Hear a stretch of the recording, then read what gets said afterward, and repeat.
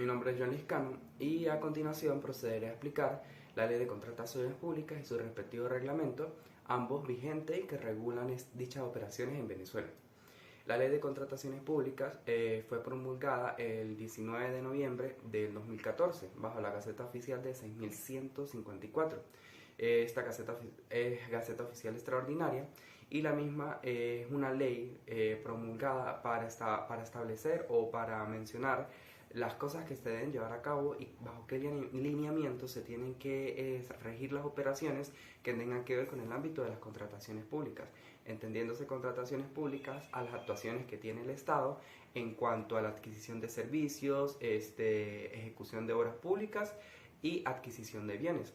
Dicha ley, dentro de sus disposiciones generales, menciona que se debe actuar en cuanto a la atmósfera de todos sus actuantes, sea contratistas, contratantes, oferentes y diferentes personajes que participan en estas contrataciones, que deben actuar dentro del marco de los principios de economía, de publicidad, de simplificación de trámites, de igualdad, de equidad, de transparencia, y dando prioridad a la utilización de medios electrónicos para la realización de estas diferentes actividades que se manifiestan dentro de las contrataciones públicas. Ahora bien, para proseguir con la explicación de este marco general, tenemos el punto de la aplicabilidad, es decir, en cuanto o a qué personas va aplicada la ley. La ley en su artículo 3, la Ley de Contrataciones Públicas, menciona que la ley es aplicable tanto a personas naturales como a personas jurídicas, pero menciona una lista de personas que no se excusan de su aplicabilidad, es decir, que su aplicabilidad es obligatoria.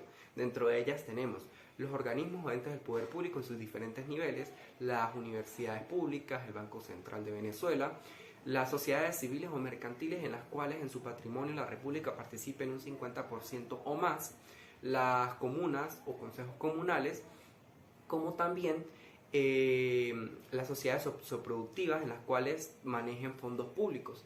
Dentro de esta ley también menciona una lista de contrataciones en las cuales no está implícita o no aplica como tal las disposiciones de la ley, en las cuales tenemos la adquisición de bienes, ejecución de obras públicas o adquisición de servicios en los cuales estén lineamientos o requerimientos internacionales, es decir, a las cuales no se les puede aplicar el lineamiento nacional de la ley.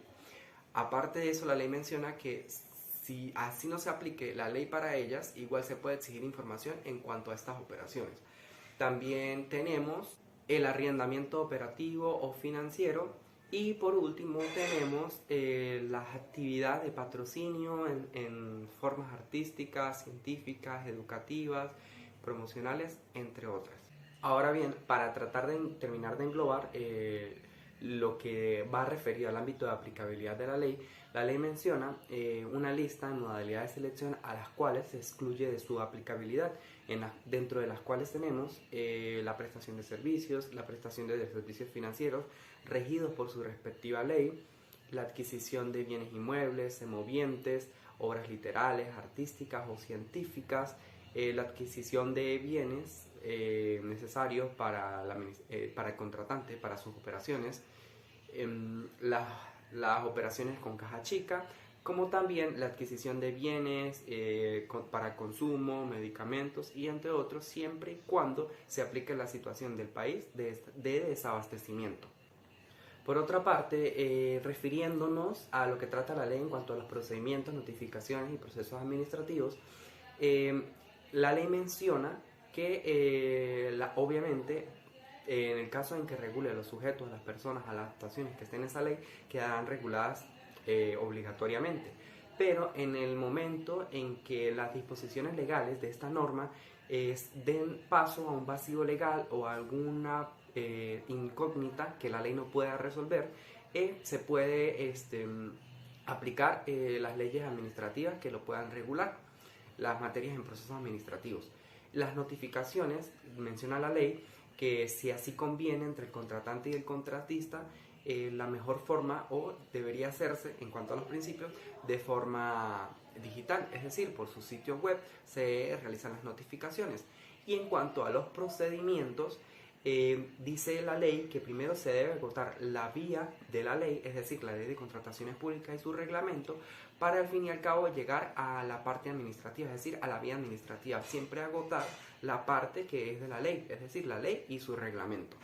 Continuando con la explicación, la ley también hace énfasis en uno de sus apartados, las medidas de promoción de desarrollo económico. Básicamente, ¿qué tiene que ver estas medidas de promoción de desarrollo económico? La ley menciona que el presidente, si así lo dispone, y por un lapso de tiempo no tan extenso, puede ejecutar o dictar medidas de desarrollo económico que puedan favorecer a la pequeña empresa, a la cual pueda verse de forma negativa, puede verse afectada por algunos otros factores de organizaciones externas. Es decir, que favorece a las organizaciones medianas, pequeñas y medianas organizaciones que están dentro de las actuaciones de las contrataciones públicas. Asimismo, menciona el interés o el hincapié que tiene la ley por la promoción de desarrollo económico anidado junto con la producción nacional. ¿Qué quiere decir esto? Que en mayor medida en que algún proyecto que esté revisando el contratante o que esté dentro del ámbito de las contrataciones públicas tenga mayor agregado económico nacional o por producción nacional, es decir, sean contratistas a los que se esté eligiendo en su modalidad de selección que especifique la ley, se preferirá por parte del contratante que sea de mayor agregado económico nacional, es decir, todo lo que estén dentro del país y que agreguen más al país conforme a todo lo que tenga que ver con la parte nacional. Ahora bien, prosiguiendo con la explicación, la ley dentro de su regulación dispensa de un apartado en el que menciona la Comisión Nacional de Contrataciones. ¿Qué es esto? La ley menciona que estas se deben crear dependiendo de los proyectos o obras que se estén ejecutando para el control, ¿sí? Y designación de los diferentes delegados de cada comisión.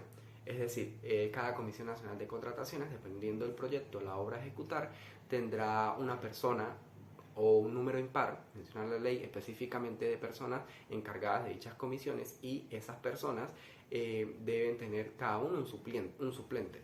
Estas personas designadas, encargadas de las comisiones de contrataciones, son designados por el alto mando del contratante, y las mismas deben estar divididas en funciones económicas, administrativas, entre otras. Y cada persona que estén designadas a esas partes o esas áreas tienen el deber de tener experiencia dentro de ese ámbito, es decir, tienen que tener calidad profesional en cuanto al desempeño de sus funciones dentro de esa comisión de contrataciones. A partir de esto, una de las funciones que menciona la ley es que la comisión de contrataciones puede opinar acerca de asuntos que puedan ser de interés para revisar o estudiar lo que se está tratando dentro de la obra. Y así sucesivamente establece la ley una serie de atribuciones que le permiten a estas comisiones ejecutar como un órgano consultor o un órgano controlador. Es decir, esta comisión de contrataciones actúa como un órgano asesor, es decir, puesto que estas son las que solicitan cuando reunirse la Comisión Nacional de Contrataciones, hacer las actas de la Comisión Nacional de Contrataciones, apoyar en la elaboración de los pliegos de las contrataciones y diferentes más funciones que les otorga la ley. Es decir, es un órgano consultor que está en apoyo de las contrataciones públicas dentro de este ámbito. Refiriéndonos ahora al ámbito de los documentos y demás archivos, tenemos el expediente de las contrataciones. ¿Qué es este? Este expediente de las contrataciones, según la ley, debe realizarse para cada obra o proyecto, es decir, para cada ejecución de estos diversos proyectos. Puesto que en este mismo se va a resguardar todos los documentos, constancias, registros, consultas y demás actuaciones que tengan que ver dentro de la selección de las contrataciones. Este expediente de contrataciones tiene una vigencia de 5 años a partir de culminada la selección, es decir, se tiene que resguardar durante 5 años. Este documento o este expediente de contratación se caracteriza por su por su formato público. ¿Qué quiere decir esto? Es decir, que este documento goza de carácter público, a los cuales, una vez culminada la selección, los oferentes dentro del proceso de la contratación pueden consultar o ejecutar su revisión por parte de lo que tiene que ver del carácter público que tiene este documento, exceptuando, mencionando lo que dice la ley, que lo que sea de carácter confidencial no se menciona. Este expediente de contratación tiene que tener el nombre, la fecha de iniciación, los respectivos documentos o registros que validen el anexo y la foliación y respectiva numeración, es decir, tiene que tener una consecución y un orden dentro de ese expediente.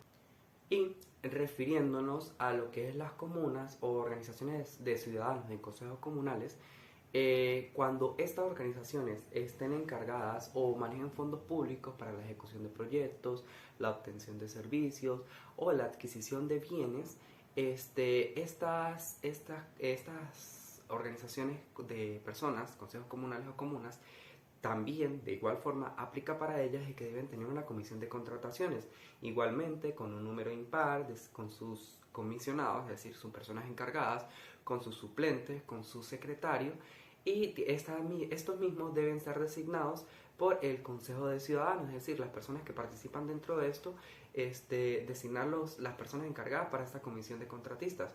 Estas personas, en el caso de los consejos comunales o personas organizadas, deben rendir cuentas ante el Consejo de los Ciudadanos de toda la gestión que han tenido.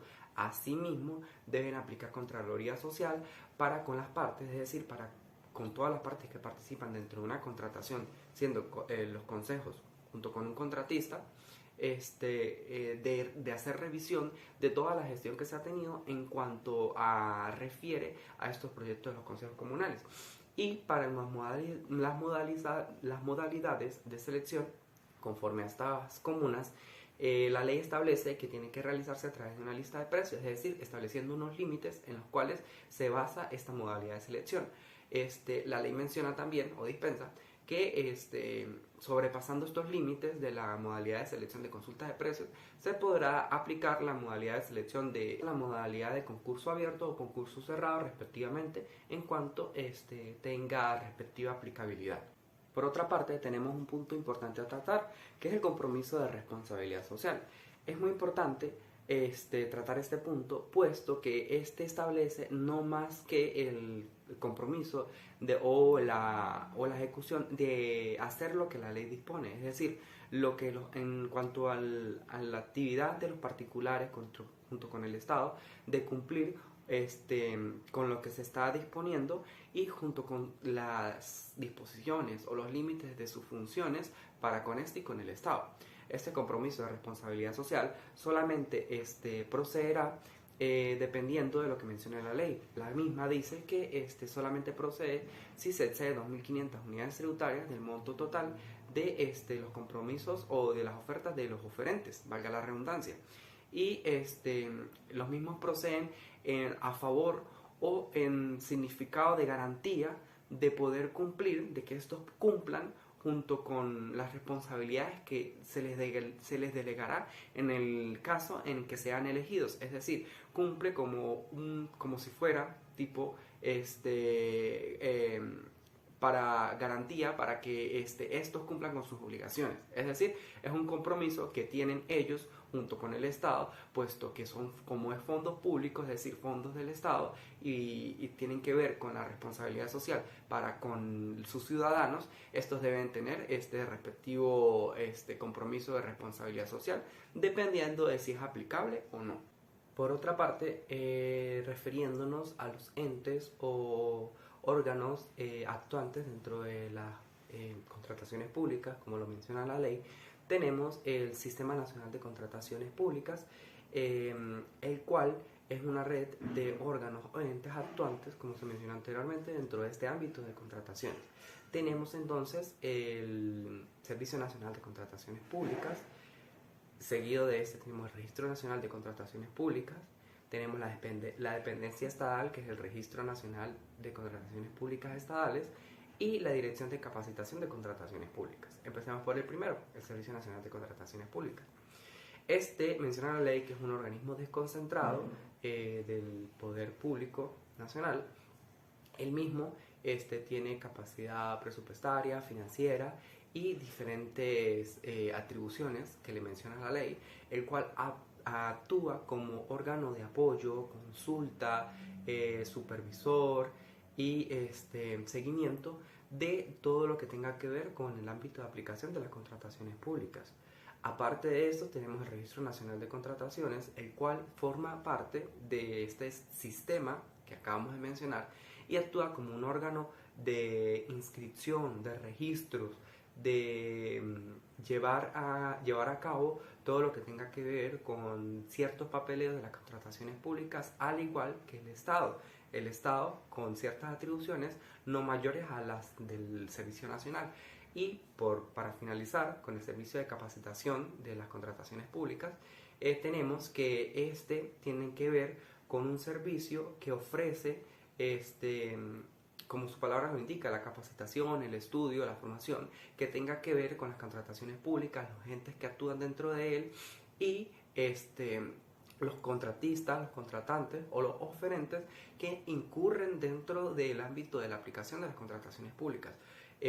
También tiene sus respectivas atribuciones, como se mencionó anteriormente, que más que todo lo que resalta es en la capacitación que ofrece como un órgano dependiente del Registro Nacional de Contrataciones del Estado y del Servicio Nacional de Contrataciones, que dentro de todo este cúmulo, estos órganos forman parte de este sistema, de esta red de contrataciones públicas. Es decir, el Estado, en su condición de órgano rector, ayuda o ofrece las herramientas necesarias para que se lleven a cabo las operaciones de las contrataciones públicas de la mejor manera, llevando a cabo los lineamientos que conforme a la ley deben establecerse. Ahora bien, dentro del ámbito de las modalidades de contratación, que son las que van referidas a el tipo de modalidad que puede usar el contratante para con los contratistas en diferentes casos en que pueda aplicar. Para empezar a hablar de estas modalidades es importante señalar que el contratante, a la hora de establecer alguna relación con el contratista, es decir, en el proceso de selección, no puede, tiene que inhibirse de pedir información con respecto a la calificación del contratista, es decir, la calificación que obtuvo para poder participar en el proceso de contratación. Solamente puede revisar su validez. Asimismo, el contratante tiene que realizar un pliego de condiciones para que estos mismos contratistas o oferentes, antes de ser seleccionados algunos de ellos, puedan consultar el monto de los proyectos, de los servicios o de lo que se está ejecutando,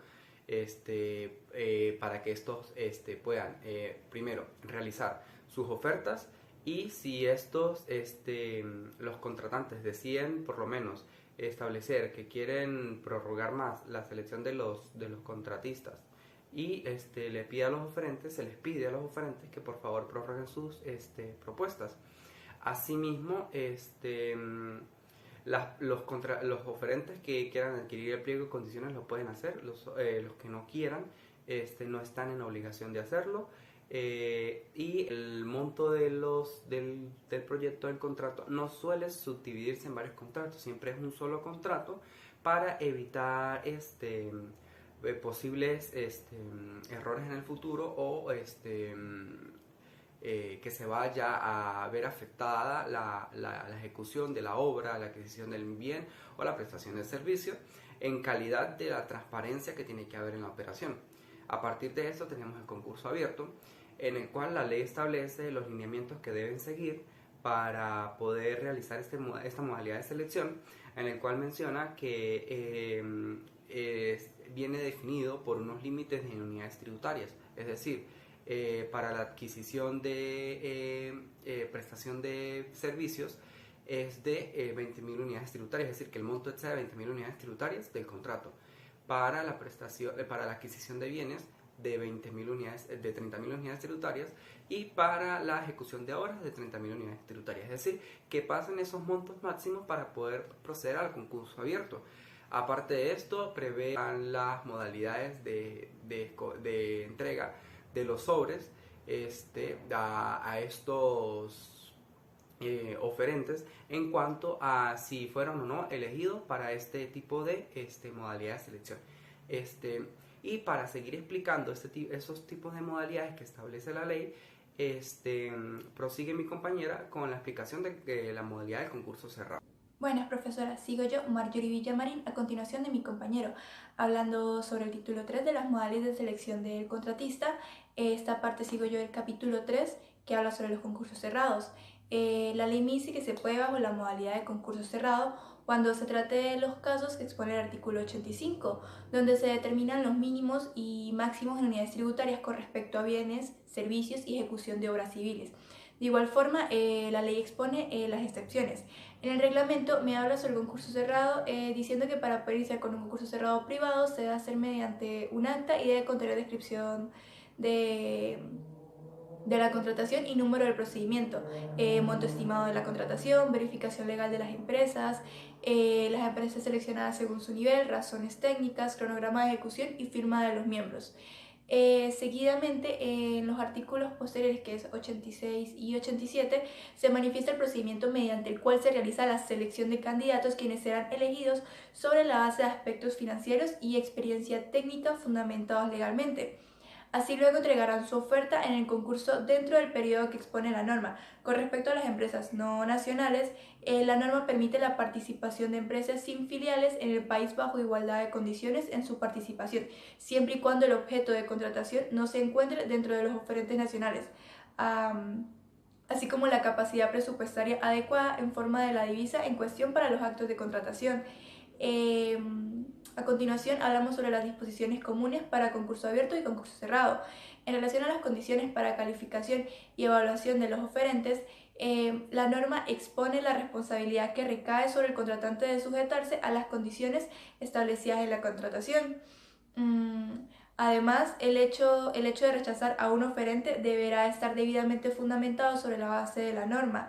Se destaca la recepción y apertura de los sobres con los oferentes, los cuales tienen carácter público y requerirán acto de firma, dejando así constancia y observaciones necesarias de este hecho. A su vez, no se podrá realizar ninguno de estos actos por fuera del plazo determinado para los mismos. Así se procederá a la evaluación a manos de la Comisión de Contrataciones. En el reglamento seguimos con la consulta de precios.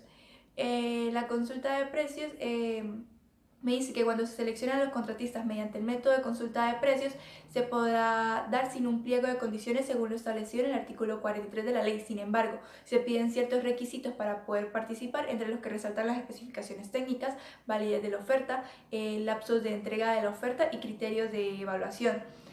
Y además también se procederá bajo la metodología de consulta de precios en caso de bienes cuando estos presentan un precio de hasta 5.000 unidades tributarias, en contrato 10.000 unidades tributarias en caso de la prestación de servicios y 20.000 unidades tributarias en el caso de la ejecución de obras. Aquí la norma también establece excepciones con relación a los montos en unidades tributarias. La norma también indica el deber de solicitar al menos 3 ofertas, considerándose posible la adjudicación si hubiera al menos una que cumpla con las condiciones del requerimiento y sea conveniente al contratante. Además, considera de igual manera la implementación de subasta inversa electrónica, es decir, los oferentes podrán ir mejorando progresivamente sus ofertas a través de la modificación de las condiciones del contrato hasta la oferta definitiva. Esto con la implementación de aspectos particulares para la realización de este método. Ahora bien, en el capítulo 6 hablamos sobre la contratación directa. La norma considera la contratación directa en casos excepcionales, independientemente del monto de la contratación, con la debida justificación proveniente de la máxima autoridad del contratante, en situaciones específicas que están expuestas en la ley. También podemos decir que que en la contratación directa se tiene preferencia a utilizar esta modalidad con empresas pequeñas y medianas y que estén en la misma región donde se da la contratación. Finalmente, si se va por esta modalidad y se les presta servicio a los medianos productores, se deben establecer mecanismos que permitan verificar que el mediano productor cumpla con todos los requerimientos establecidos. En el reglamento, en el capítulo 6, habla sobre las contrataciones electrónicas. Este me habla que si para el procedimiento de selección de contratistas se requiere el cumplimiento de formalidades, estas se pueden hacer por medios electrónicos. Y por otra parte, para poder leer los documentos se necesitan de al menos 3 programas de alto reconocimiento sobre calidad para que el contratista pueda escoger. Ahora pasando al título 4, que es adjudicación y declaratoria desierta. En el capítulo 1 se habla que se entregará la adjudicación a la oferta que resulte como primera opción al aplicar los criterios de evaluación y requisitos establecidos en las condiciones. También se podrán otorgar adjudicaciones parciales cumpliendo con los criterios y condiciones respectivos. Con respecto a ofertas únicas, se adjudicará inmediatamente si éste cumple con los requerimientos de la norma. Por otro lado, el otorgamiento de la adjudicación será nulo cuando se trate de documentación falsa, donde el contratante deberá declarar nulidad del acto. Ahora, en el capítulo 2 habla sobre la declaratoria de desierto de la modalidad de contratación. Los motivos que causarán la declaración de la contratación como desierta serán aquellos relacionados con ninguna oferta que se presente. Las ofertas no cumplen con los requerimientos o los oferentes sean descalificados. El procedimiento podría causar perjuicio al contratante. Ninguno de los oferentes mantuvo su oferta o algún otro supuesto. Posterior a la declaración, en caso de concurso abierto, podrá irse a concurso cerrado y, si fuese cerrado, por consulta de precio y si no, por contratación directa. Ahora, en el título 5 se habla de la contratación. Estamos en el capítulo 1, este habla sobre los aspectos generales de la contratación. Aquí hablamos que con el fin de formalizar el contrato, los contratantes consignarán de manera obligatoria documentos como los documentos legales al lapso máximo para la firma del contrato, que serán 8 días, luego de la notificación de la adjudicación. Posterior a esto, y con el fin de cumplir las cláusulas de las partes, se establecerán controles sobre aspectos como el cumplimiento de fechas límites, otorgamiento del anticipo, si este aplica, cumplimiento de responsabilidades sociales, supervisión a la adjudicación de obras, bienes y servicios, modificación en el alcance original y prórrogas durante la ejecución del contrato. Ahora, en el capítulo 2 me habla sobre las garantías. Con respecto a la garantía de fiel cumplimiento de todas las obligaciones del contratista, este deberá constituir una garantía de como mínimo el 20% del monto del contrato, también a cargo del contratante la suficiencia de la misma, o una garantía retenida del 10% de los pagos que se realicen. La norma también prevé una garantía laboral relacionada al 10% del costo del personal involucrado en la oferta, teniendo el personal como beneficiario directo. Esta misma es dada por una institución bancaria o de seguros. Ahora bien, en el capítulo 3 habla sobre el inicio de la obra o servicios y fecha de entrega de bienes. Como lo establece la norma, el contratista deberá entregar lo acordado en el contrato en el plazo acordado.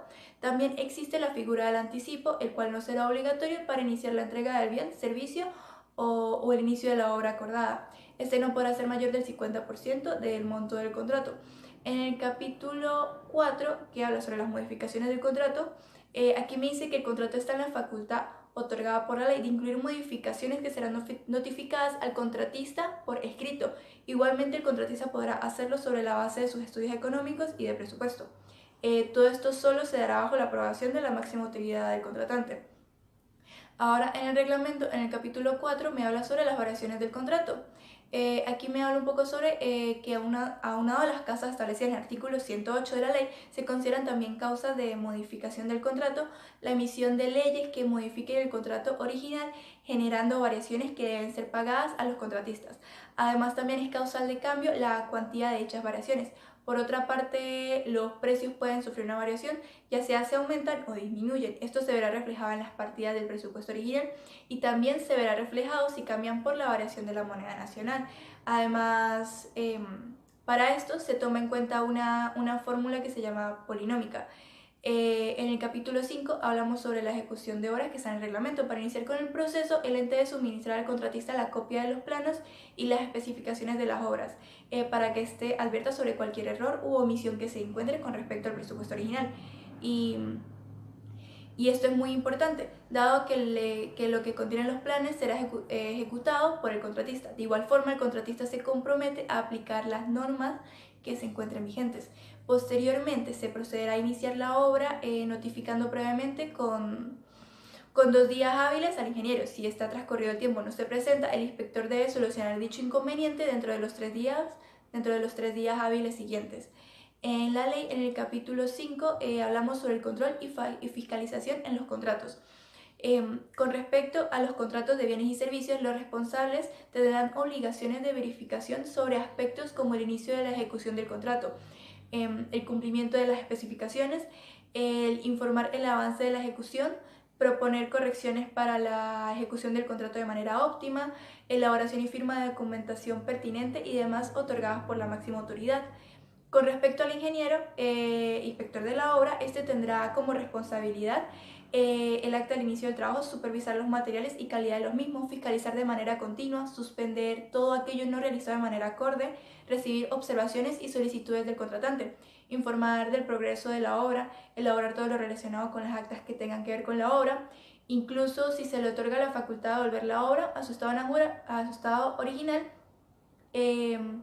Este se debe pasar por escrito y cualquier otra que se le asigne sobre la base de la norma. Seguidamente, en el capítulo 6 hablamos sobre los pagos. Aquí el contratante deberá verificar el cumplimiento del contrato, la recepción y revisión de las facturas presentadas en conformación de las condiciones establecidas y autorización del pago por parte de las autoridades pertinentes. En caso de las obras, el contratista elaborará las evaluaciones necesarias en relación a la cantidad ejecutada de la obra y el contratista deberá presentarlas en los plazos establecidos para ser presentadas frente al ingeniero al mando. Los lapsos entre una y otra no serán mayores a 45 días. En el capítulo 7 habla sobre la terminación del contrato. Aquí decimos que en relación a la terminación del contrato, la norma expone que el contratante debe velar por el cumplimiento de las obligaciones contraídas por el contratista. Del mismo modo, determina las razones por las cuales se dará por terminado el contrato. En el capítulo 8 hablamos sobre las medidas preventivas administrativas. El contratante está en la facultad de inmovilizar todos los bienes relacionados a la misma como medida preventiva en relación a los usos que el contratista pudiese darle. Esto con el fin de inventariarlos junto con la determinación del avance de la obra. En el título 6 hablamos sobre la infracción y sanciones. En el capítulo 1 está que la norma determina las situaciones que desencadenan responsabilidades administrativas en relación a las contrataciones del sector público, en relación a la responsabilidad de tipo civil, administrativa o incluso penal de los particulares. Ahora, con respecto a las sanciones, en primera instancia se aplicará la sanción pecuniaria de 300 unidades tributarias al infractor al Servicio Nacional de Contrataciones. Además, el mencionado ente inhabilitará al infractor para contratar con el Estado durante periodos establecidos en la norma. Esto va desde 6 meses si cometiese el retiro de ofertas durante su vigencia, 2 años cuando el posicionarse beneficiarios de la adjudicación no suscriban al contrato dentro del plazo establecido, y 3 años cuando el contrato rescinda por causas de incumplimiento legal. De igual manera, por causas imputables al contratista y de igual forma ante la presentación de información falsa ante las figuras contratantes, y 4 años cuando incurran en actuación bajo mala fe o prácticas fraudulentas. Hasta aquí llega el resumen de la explicación de nuestro trabajo, profesora. Muchas gracias por su atención. Espero que le haya gustado. Próximamente nos estaremos viendo en clases presenciales con todas las ganas de aprender.